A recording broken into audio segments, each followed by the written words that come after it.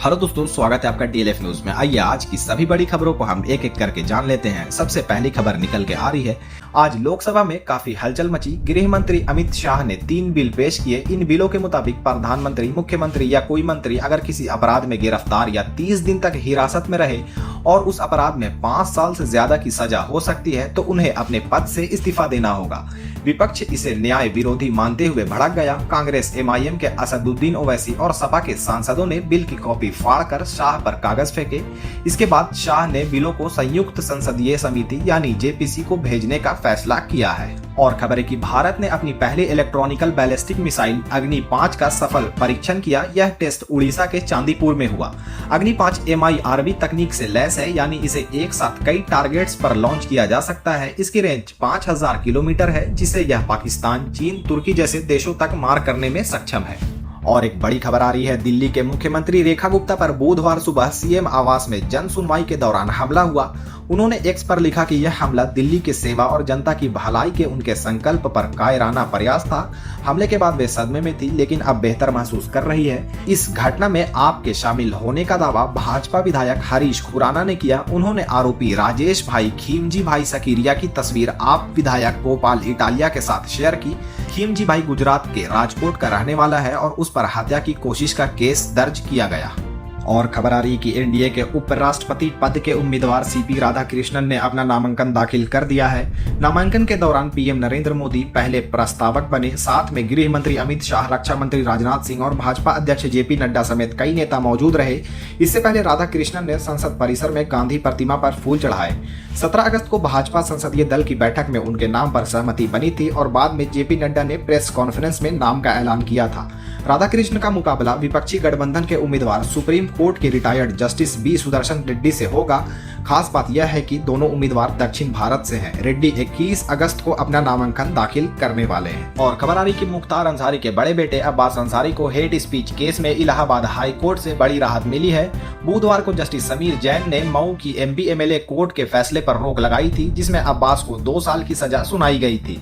Legal expert के मुताबिक अब इस फैसले के बाद अब्बास अंसारी की विधायकी बहाल हो सकती है। और खबर आ रही कि मुंबई में तीसरे दिन लगातार तेज बारिश हो रही है। 24 घंटे में यहाँ 300 मिलीमीटर बारिश दर्ज की गई। बारिश के कारण स्कूल, कॉलेज और सरकारी सेबी सरकारी ऑफिस बंद रहे। मुंबई लोकल की 34 ट्रेनें रद्द की गई और 250 से ज्यादा फ्लाइट्स भी प्रभावित हुई है। और खबर है कि कर्नाटक विधानसभा में आज SC आरक्षण के अंदर सब कोटा बनाने वाला बिल पेश हो सकता है। राज्य कैबिनेट ने मंगलवार को इस बिल को मंजूरी दी थी, जो 17% SC आरक्षण को 3 हिस्सों में बांटेगा। मूल वजह यह है कि कई SC उपजातियों को रिजर्वेशन का फायदा नहीं मिल पाता है और वे अभी भी हाशिए पर हैं, जबकि कुछ रुसकदार उपजातियों को इसका लाभ मिलता है। और खबर आ रही कि आने वाले दिनों में फैंटेसी स्पोर्ट्स और रियल मनी गेम्स जैसे ड्रीम 11, रमी, पोकर आदि बंद हो सकते हैं। 20 अगस्त को लोकसभा में promotion and regulation of online gaming bill 2025 पास हो गया। इस बिल का मकसद ऑनलाइन गेमिंग को रेगुलेट करना और रियल मनी गेम्स पर पूरी तरह रोक लगाना है। अगर राज्यसभा में भी यह बिल पास हो गया तो सभी मनी बेस्ड ऑनलाइन गेम्स, चाहे वे स्किल बेस्ड हो या चांस बेस्ड, बंद हो जाएंगे। और एक दुखद खबर आ रही है। गुजरात के अहमदाबाद में एक बड़ा हादसा हुआ। स्वेंथ डे स्कूल में 8वीं कक्षा के छात्र ने 10वीं कक्षा के छात्र को चाकू मार दिया, जिससे इलाज के दौरान उसकी मौत हो गई। यह वारदात मंगलवार दोपहर हुई थी। घटना से गुस्साए करीब 2000 लोगों की भीड़ ने बुधवार सुबह स्कूल का घेराव कर जमकर तोड़फोड़ भी की है। और खबर है कि गुजरात के सूरत में 32 करोड़ की हीरा चोरी केस का पर्दाफाश हो गया। जांच में सामने आया कि चोरी की साजिश किसी और ने नहीं बल्कि company DK and Sons Diamond के मालिक देवेंद्र कुमार चौधरी ने ही रची थी। उस पर कर्ज बढ़ गया था, इसलिए उसने इंश्योरेंस क्लेम हड़पने की प्लानिंग की। इस साजिश में उसने अपने दोनों बेटों, ड्राइवर और उसके 2 साथियों को शामिल किया। ड्राइवर व साथियों से 10 लाख में डील हुई थी, जिसमें 5 लाख एडवांस भी दिए गए थे। और खबर है कि दिल्ली के करीब 50 स्कूलों को बुधवार सुबह ईमेल से बम की धमकी मिली। इनमें द्वारका का Rahul model school, Maxfort school, Malviya Nagar के SKV और प्रसाद नगर का आंध्रा स्कूल शामिल है। सुबह करीब 7:40 बजे SKV और 7:42 बजे आंध्रा स्कूल में धमकी की सूचना मिली। तुरंत पुलिस, बम निरोधक दस्ते और डॉग स्क्वाड की टीमें मौके पर पहुंची। तलाशी के बाद राहत की बात यह रही कि कोई विस्फोटक नहीं मिला। और खबर आ रही कि टीकमगढ़ में मंगलवार रात बड़ा मामला सामने आया है। सिविल लाइन रोड पर केंद्रीय मंत्री डॉक्टर वीरेंद्र कुमार के सरकारी बंगले के पास से 43 वोटर आईडी कार्ड बरामद हुए। इनमें से कई कार्ड जली हुई हालत में मिले, जिससे आशंका है कि इन्हें जलाने की कोशिश की गई थी। घटना की जानकारी मिलते ही तहसीलदार, पटवारी और प्रशासन की टीम मौके पर पहुंची और कार्ड जब्त कर लिए। तहसीलदार सत्येंद्र सिंह गुर्जर ने इन वोटर आईडी कार्ड्स के दुरुपयोग की आशंका जताई है। आपको बता दें कि जांच अभी भी जारी है। और खबर है कि एनसीईआरटी ने ऑपरेशन सिंदूर पर 2 स्पेशल मॉड्यूल जारी किए हैं। इन्हें कक्षा 3 से 12 तक के छात्रों के लिए अतिरिक्त अध्ययन सामग्री के रूप में शामिल किया गया। मॉड्यूल में बताया गया है कि पहलगाम आतंकी हमला पाकिस्तान की सैन्य और राजनीतिक लीडरशिप के सीधे आदेश पर हुआ था, भले ही पाकिस्तान इसकी जिम्मेदारी से लगातार इनकार करता रहा हो।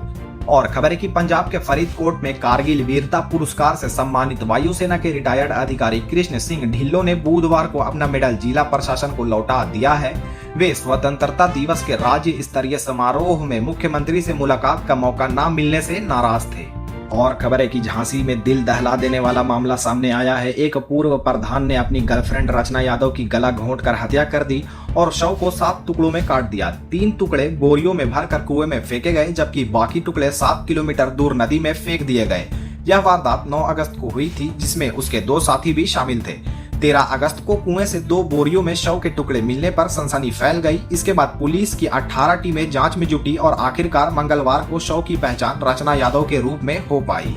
और खबर है कि हरियाणा के जिंद जिले की जुलाना विधानसभा से कांग्रेस विधायक और पूर्व रेसलर विनेश फोगाट बुधवार को मां बनने के बाद पहली बार जनसभा में पहुंची।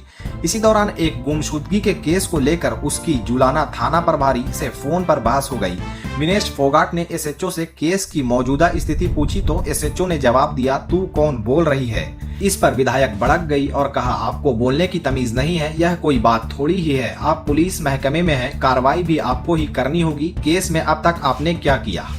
और खबर है कि राहुल की वोटर अधिकार यात्रा में चल रही जीप पर नया विवाद खड़ा हो गया। ये वही हरियाणा नंबर की जीप है जिस पर राहुल गांधी खुद सफर कर रहे हैं। कार इन्फो ऐप के मुताबिक इस जीप पर ओवर स्पीड के 4 चालान बकाया है, जिन्हें अब तक नहीं भरा गया है। मंगलवार को यात्रा के दौरान इसी जीप से एक हादसा भी हो गया। राहुल की सिक्योरिटी में तैनात एक पुलिसकर्मी का पैर इसके नीचे आ गया।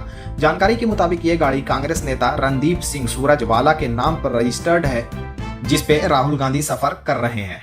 और खबर है कि पड़ोसी राज्य हिमाचल प्रदेश में हो रही तेज बारिश का असर अब पंजाब पर भी दिखने लगा है।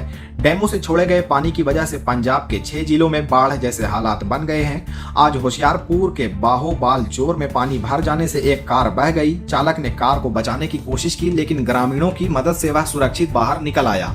बाद में कार को भी रस्सियों से खींचकर बाहर निकाला गया। और खबर आ रही कि हरियाणा दिल्ली के बीच यमुना जल विवाद पर केंद्र की पहल हो गई है। लंबे समय से चल रहे यमुना जल बंटवारे के विवाद को सुलझाने के लिए आखिरकार केंद्र सरकार ने कमान संभाल ली है।